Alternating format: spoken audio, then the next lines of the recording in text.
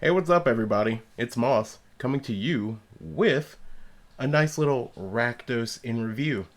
So, as you can see right here, coming off of a weekend for sure, playing in the DreamHack event in San Diego. Overall, what you can see here is the deck that I registered, and it's a fairly strong deck.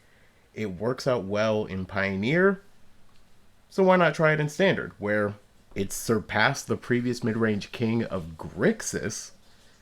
And with a package like Blood Tithe Harvester, Trespasser, Shieldred, and Fable, you're basically set to win anyway. A few of the things that I did with my standard deck: ran Florian, ran Gix.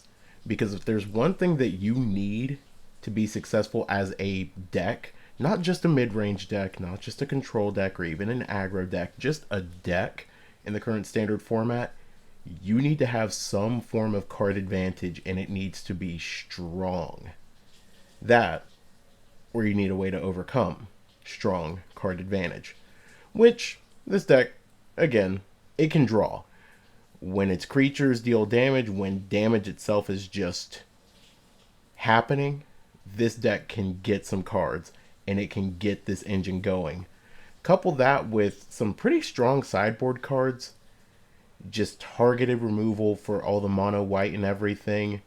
You've got Soul Transfer to deal with those problematic planeswalkers. Archfiend, an absolute beater of a card. And surprise all-star, Razorlash Transmogrant, or at least what could have been an all-star. Because womp womp didn't do great with a 2 and 4. Definitely didn't make day 2 with this record. But if you look over here, it starts to clear up why I didn't do so well. A teammate has talked about this before in some posts that were made on the team Twitter account, which, by the way, go and follow that if you aren't already. But with this current standard format, you're either playing Fable of the Mirror Breaker or playing cards that get around it. You're trying to take away your opponent's value, or you are snowballing in it. And just like the Pioneer version, really just like all Rakdos mid-range lists across every single format, it's all about resource denial, which Duress can certainly try. It does its best attempt to. Shieldred can definitely, to a certain extent, make those resources hurt. But it's not really doing the same thing that decks like Mono White or Domain Control or even Naya Ramp can do. This deck struggles against mid-range control, depending on how you really build your mono white deck. If you're going with the 8 field version, you're definitely control. This deck struggles into those matchups, and it's definitely something to look at going forward. There was a Jund deck that I had my eyes on going into this that I definitely feel like would have worked out just a little bit better, because the house that is Unleash the Inferno can do some serious work against mono white, which was the killer this weekend. Now, let's take a look at a deck that did really well, alright? Congrats to Tommy Ashton for being able to go and make it not only into day 2, but into the top 8 with a deck that was really preyed upon throughout most of the rest of the format. And here, looking at Tommy's record, it makes sense why they did so well. Mid-range decks out the wazoo. You've got some pretty good aggressive decks in Esper. Alright? But overall, this deck, when it decides to start killing your stuff, it's killing your stuff relentlessly. And when you rely on those things, this deck gets it done. So, bravo to the other Rakdos mid-range player out here in Standard, because they tore it up. and a fairly similar deck, so it has legs. This deck can work in standard. It's definitely worth trying. But let's go ahead and take a look at this deck's cousin in Pioneer. Now, you guys can see it right here. Alright, Rakdos midrange. But the mom variant. Now, March of the Machines, from right now, we've only got about 10 days until its release. So thinking about the types of decks that we want to see emerging in this next RCQ season with those upgrades in mind is definitely on a lot of players' minds. And that's where this classic comes into play. It's what I qualified for San Diego with. I got off of it for the Dallas season, and unfortunately, I didn't queue. But this deck has shown its staying power in the format since day one. Now, the Pioneer version, we know it, we love it. Fatal Push, we got Croxa, and then we got that same combo of just broken cards across recent standard history, and just great pieces of the colors in the form of Thoughtseize and Fable. Now, obviously the Pioneer version, it's going to be picking up small upgrades here and there. So obviously, when we went back to New Phyrexia, we got the Fastlands. Great cards. Now, I was listening to Javier Dominguez actually talk about this deck the other day, about what its matchups look like, the decisions that players make, and he brought up a really good point about the 25 land to 26 but running Mutavault discussion. Urborg is a really good card. There is no denying that in this format. But it's too good. It lets your opponents get a little bit of fixing on. And sure, while it makes your Castle Lochthwains a little bit easier to get on the field, you really don't want to do a whole lot of that. So, I'm on a 25 land version. I'm running 2 Dens, 2 Hive. Yeah, there's a lot of tension with that in Blackcleave Cliffs, but having all of these really shores up any control matchup, and it's definitely going to be really helpful as we start to see a true Reanimator deck, or even just a true Neo form deck emerge in the format. Controlling a graveyard here, and with a higher than normal number of graveyard trespassers. Most run 2, I'm running 3. But that's a personal choice. Now, where I think the spice in this March of the Machines Pioneer standard is going to be is with a couple of the new additions. Now, Fatal Push, fantastic for a reason. But its cousin in Pile On, destroy a creature or a planeswalker, fantastic. It's got Convoke. Those Blood Tithe Harvesters start to become really useful. I toyed around with Annihilating Glare when we got Brothers War and when we got the most recent set.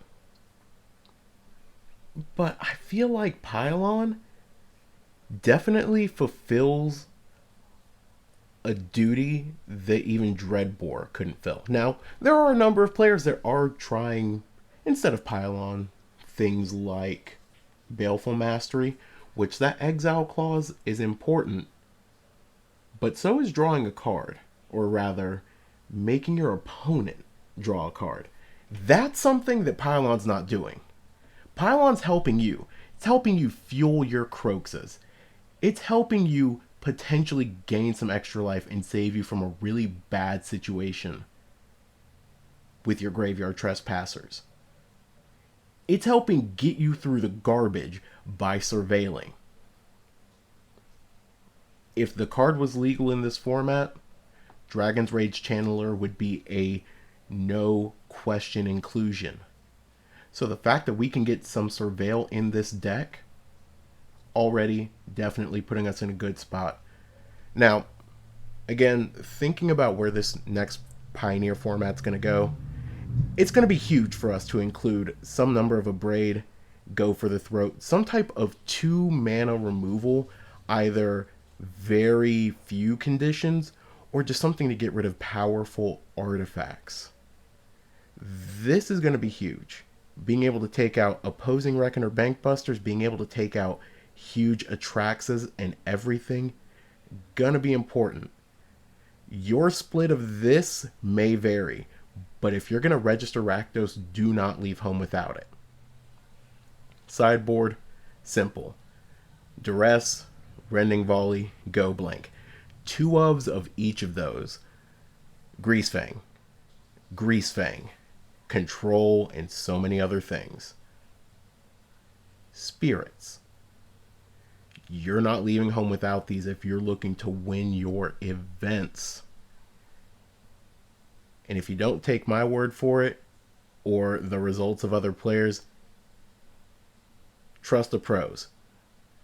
Trust Javier Dominguez and trust the Carnies, because they've got the right minds going. Go Blink's good.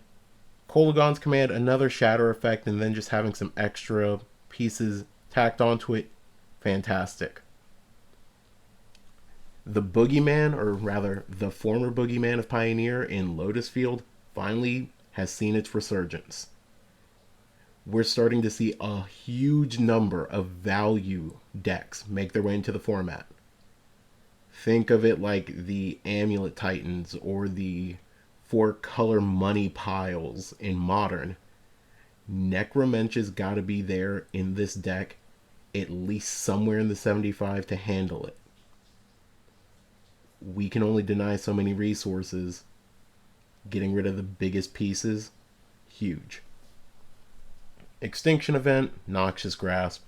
Invoke, Ritual of Soot.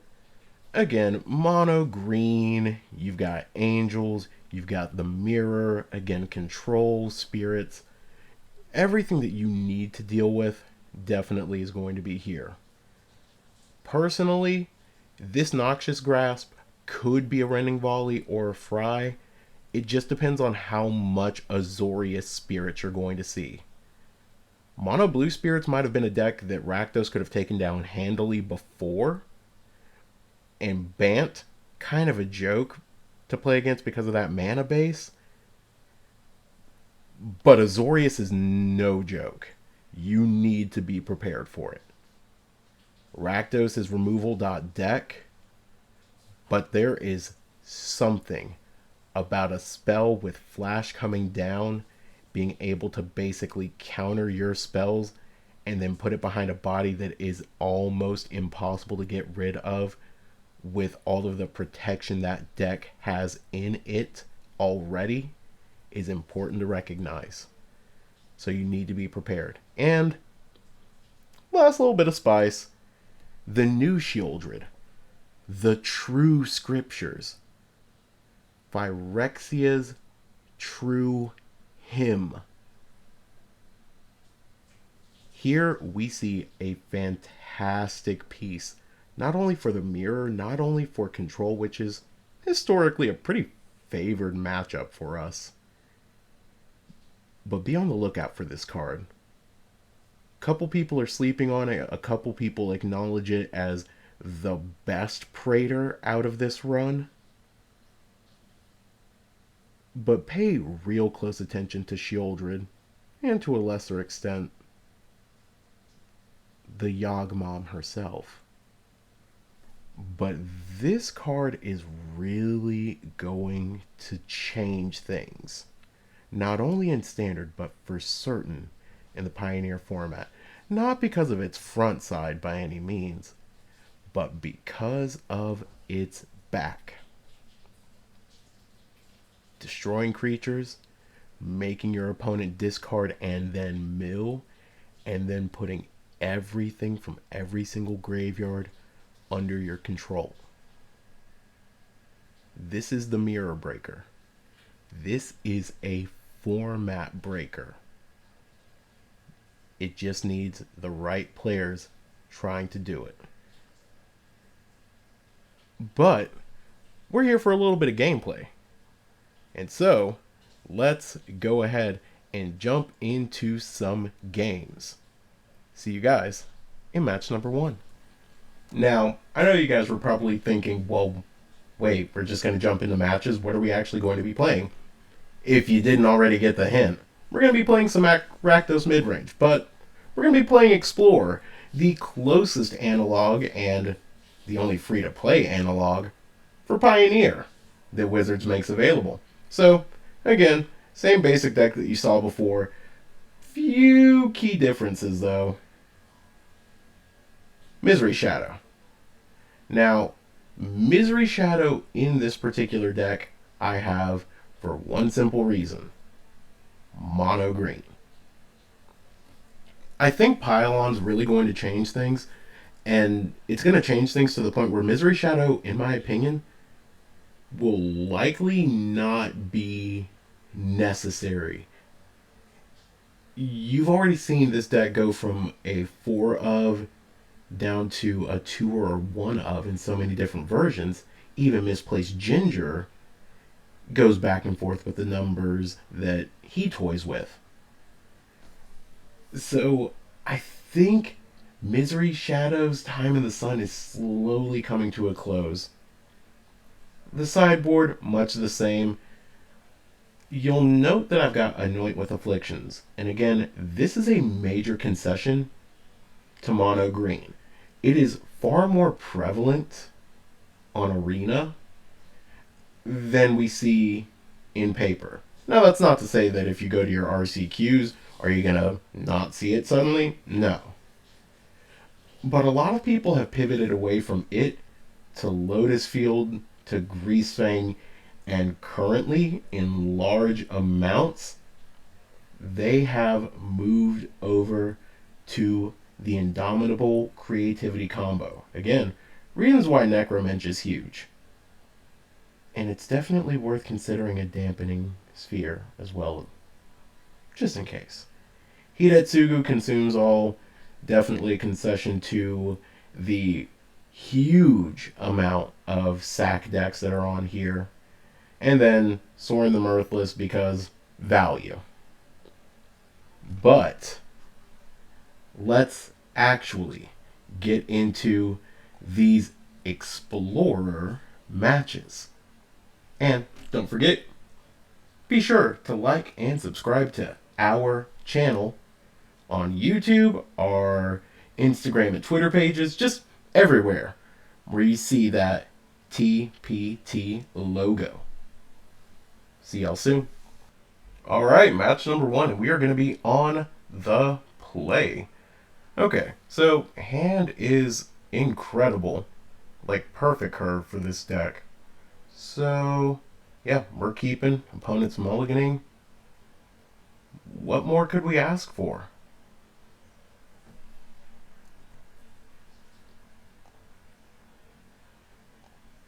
Alright. Black Cleave and go. Now, the one thing that we could really hope for in this situation is if our opponent does something weird. Okay, they play Steam Vent tap. That really doesn't tell us a whole lot. We're going to go ahead and play that tapped because, again, if they play a creature on 2, we've got Fatal Push to get rid of it. It would feel better to stomp it, but we're not too pressed. Steam Vent into a pathway does, however, send a pretty big signal. This is going to get Make Disappeared. Spell Pierce. So opponents either playing Phoenix or, the more likely case, they're playing the Creativity deck. But even then, the Creativity deck in Explorer is lacking Xenagos. So it will be interesting to see how exactly they're going to pull off that same combination. Okay, so we play our Trespasser, we eat their Spell Pierce.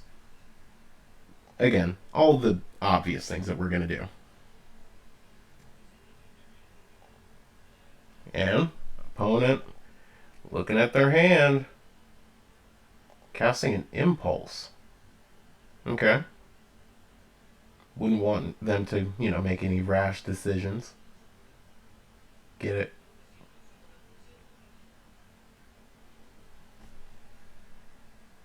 Okay, opponent's still really looking at the context of their hand, looking at our graveyard Trespasser just a little too intently. But I think they're going to leave our creature alone. Ooh, and we get the flip.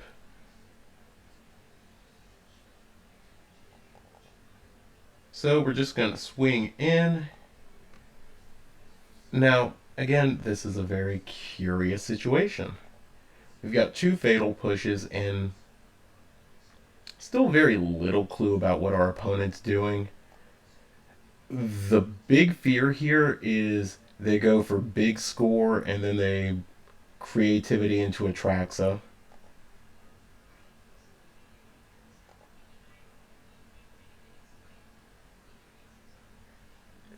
Which is a very real possibility.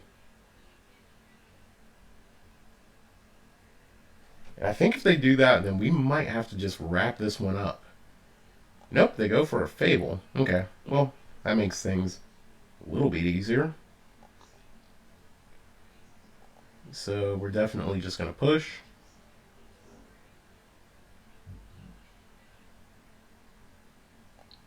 And then we're going to stomp.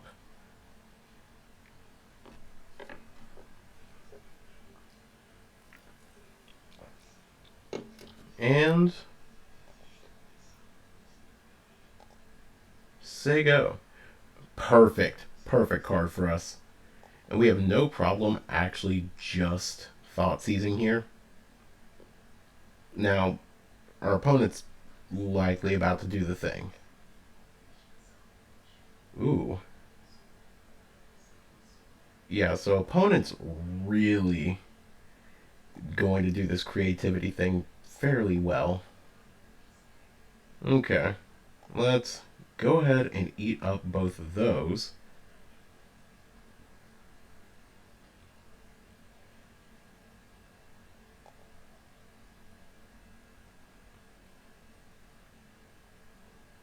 Now, the question is, do we actually want to... We don't want them to actually have an opportunity to kill our Graveyard Glutton. That just seems bad. So we're going to pass. We're not going to put this extra bit of pressure on the board because they're going to kill it or kill the Glutton when it goes back to being a Trespasser.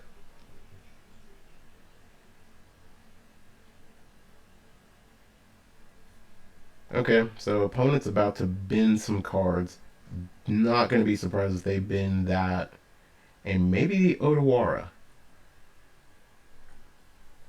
No, they go for a big score. Okay, so they're still definitely just holding out to drop something of value out of our hand. Okay, they go for another Fable. Interesting. Okay, so they're doing their thing. They play Mutavault.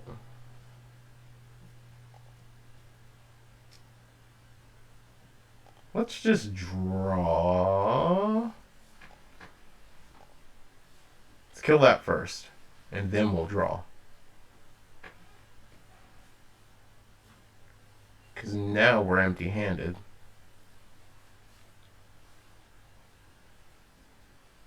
Okay, another Thoughtseize. Not bad. And seeing the Shelly off the top is really good.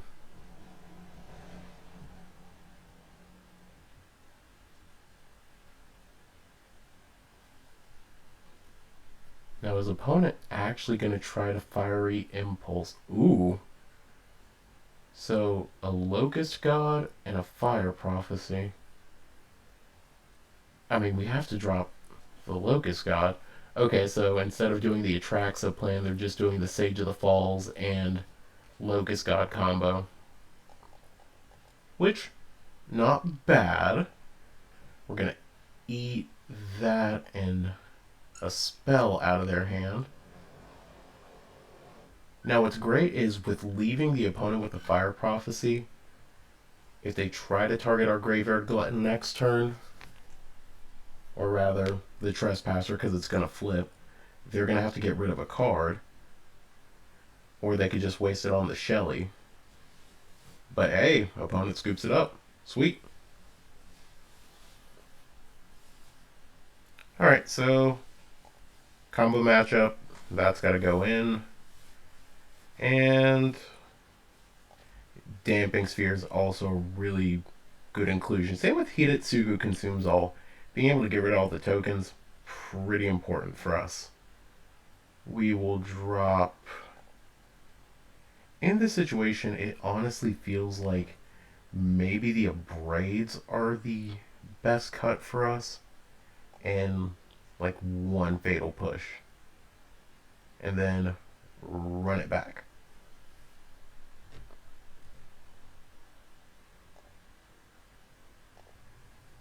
Okay, so let's see. What is our opponent gonna do?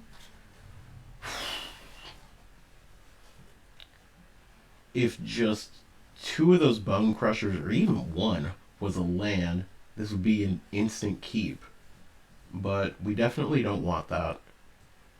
This hand is maybe just as bad. But I think it's a keep only on the back of the Bank Buster potentially getting us more cards.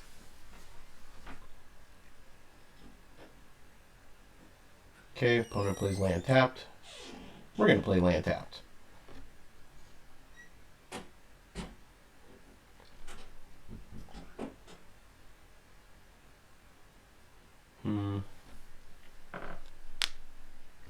Opponent. What? Whoops. Yep, we're just going to go ahead and oops ourselves there. Or maybe that was all intentional. It's all coming together. Never punished. Again, Rakdos' biggest achievement is that even the worst of plays may not be punished by it. But now we're in a really rough situation because had we done things the right way, we could have played Bankbuster last turn, been able to swing in for 4 and still have something up. But I think now the biggest play for us is probably dropping a Bone Crusher Giant, keeping this Bank Buster, and hoping that it works from there.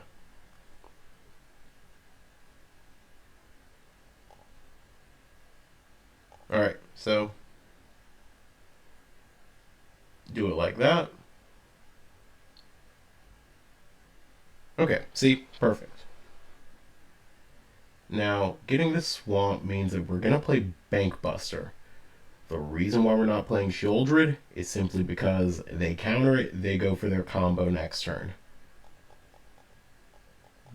By leaving just those 2 mana open, we leave ourselves the option of being able to draw a card or hurting their combo in a potentially large way. Yeah, because something like that shows that they're going to try to big score or Indomitable for 2. They might use the Mutavault to animate itself.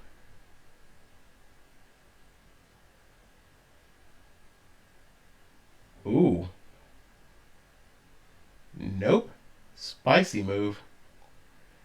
I still think we actually have to kill the reflection here, weirdly enough. I mean, if it doesn't work, it doesn't work.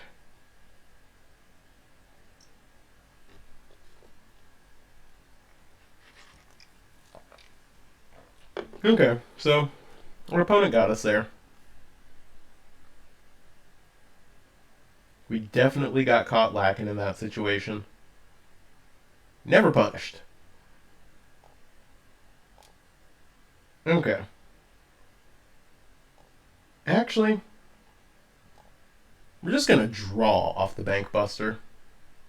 Because we didn't hit a land this turn, so having another one of those potentially solves some things for us.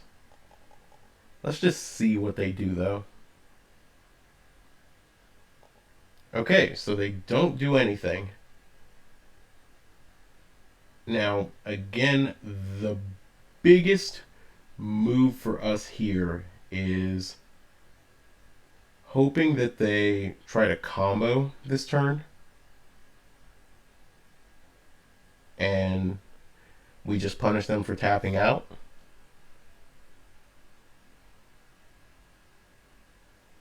But we also know that sideboard, they're bringing in the Hullbreaker Horror.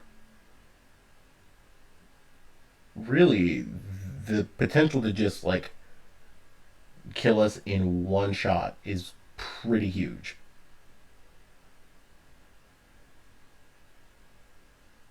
Interesting choice for our opponent. Now, we're just going to go ahead and stomp the reflection here. If they copy their Goblin Shaman, cool. They get 3 mana that they can use.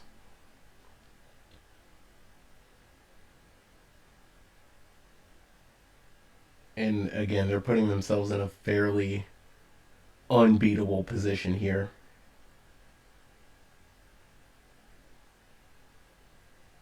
But let's see what happens. If we draw a land, we're actually kind of okay. Because then we can just kill whatever it is that they play. This seems just as good.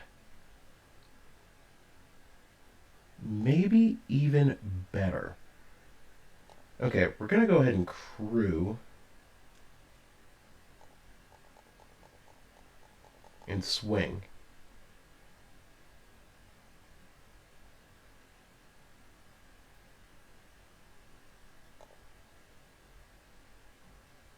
Alright, so opponent took it.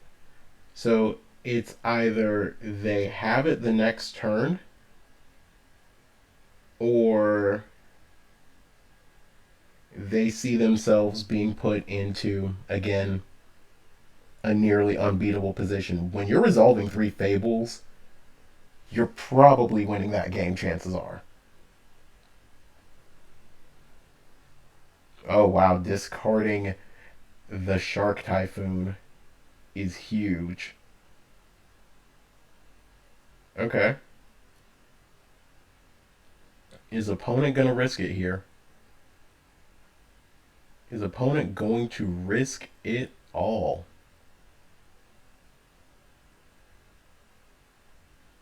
They're looking at our creatures.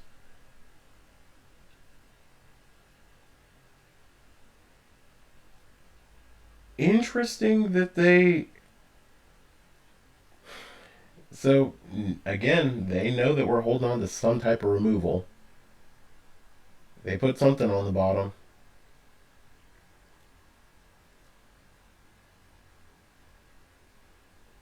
Now, whatever they've got going can just absolutely devastate us.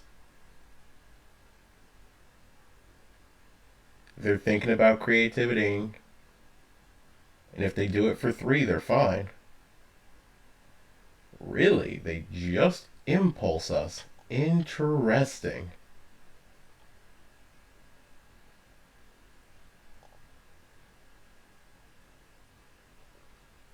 Well, I think now there's really no better time. Let's make them counter it.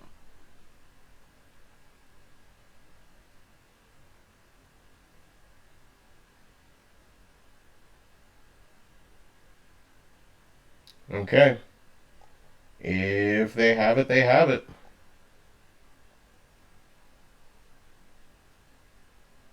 Show us the hole breaker horror.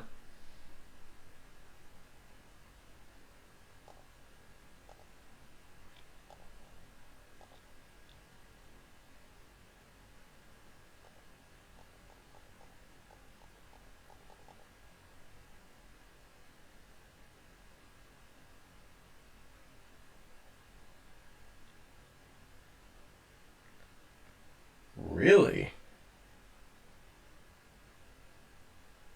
Okay.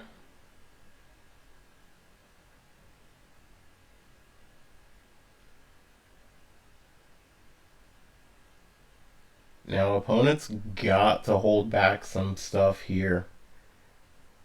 They've got 9, 10, 11.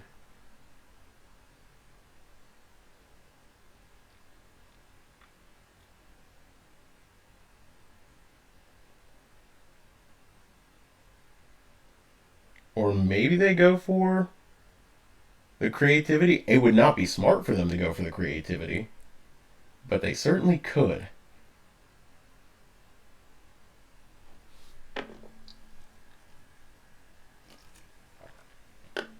The reverse creativity kill would be insane.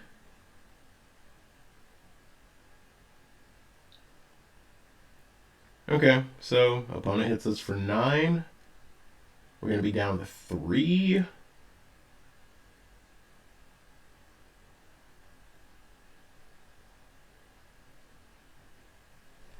Oh, we didn't get there. Okay.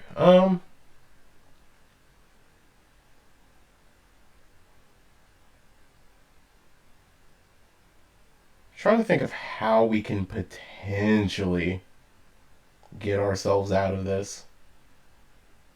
Let's start by attacking. Because, I mean, that's one way to do it.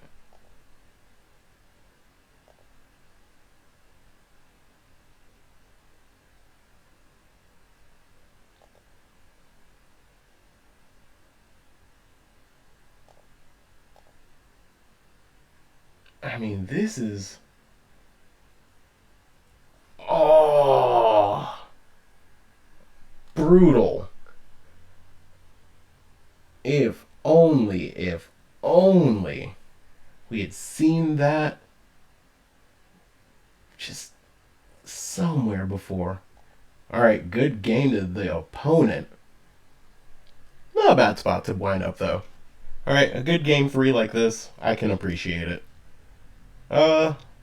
So I think we're actually kind of cool with most of the things here. Just maybe drop the damping sphere, bring back that last fatal push, because it would have been super effective on that board.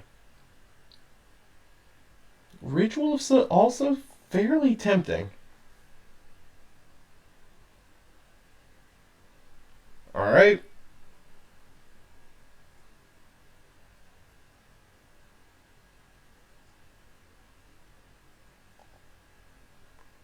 This hand is a really good mix of land and spells. Admittedly, having some type of discard would be fine here, but I think just putting pressure on our opponent the way that we can with this hand is really good. Because we have to have them answer everything if they want any chance of surviving. Alright, so here we're going to go and do Bank Buster, and then let's see how they do their land situation this turn. Okay, so play a Pathway, and we're going to go Haunted Ridge and Blood Tithe. Surprisingly did not counter the Blood Tithe. So they've got removal in some capacity. It just depends on what. And really, depending on what they do this next turn, will be the decision point as to whether or not we get rid of the removal, likely the Bone Crusher, or the land. And I'm leaning on the land myself. Because again, we can make this deck function with 4, 5 lands, but 3 lands and the board that we have established swinging for potentially 7 each turn puts a tremendous clock on our opponent.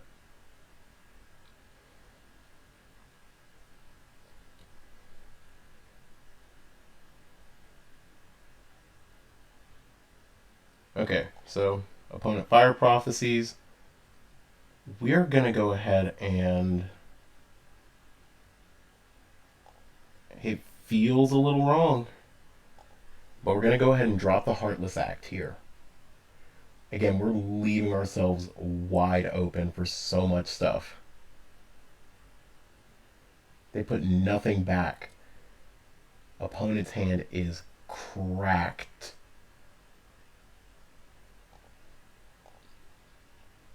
Alright, we're going to make a pretty good swing for 5 this turn.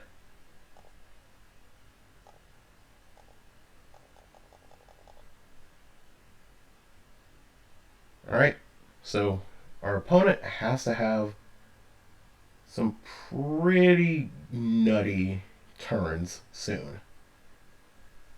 If they just tap out to play a Fable this turn,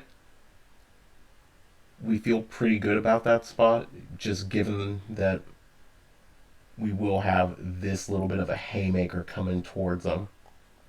Alright. Let's go ahead and throw 2 at face.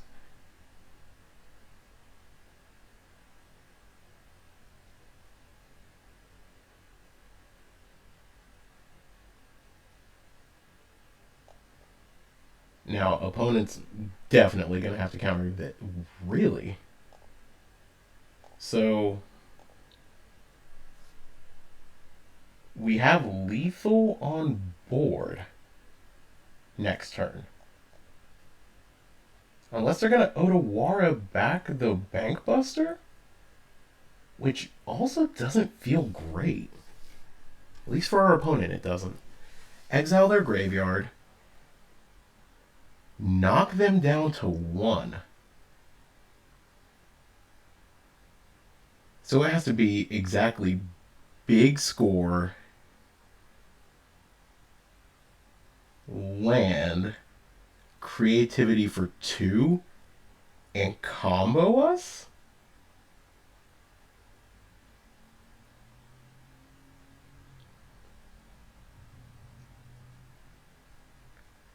But are they? Wow. And you know what? Opponent did it. Opponent did it. Hit him with the GG. Alright. So, admittedly, not the best showing for Rakdos, but you do get a feel of what this upcoming RCQ season is going to look like. Lots of back and forth. Some games that can very easily be won. You just have to know how to play it out. And, unfortunately for us, we didn't really get into that category. This deck has a lot of decision points when it comes to creating your sideboard. So be aware of what the meta that you're going to is going to look like. If it's at your LGS and you know that there's going to be a lot of creativity, maybe go up on some duresses. Maybe add an extra Necromentia. Maybe drop the shadows completely and play some duresses in the main board. Or be the opposite. Maybe it's mono green heavy. Lean heavy on the extinction event, lean heavy on the exile based removal, and you'll be set. Think it's going to be pretty aggressive, maybe leaning on a lot of blue and white things. Maybe you're going to see a lot of the greasy boy or the greasy gal in your meta. Rending volley it up. You got options, and Rakdos is there to handle all of them. Until next time, see y'all.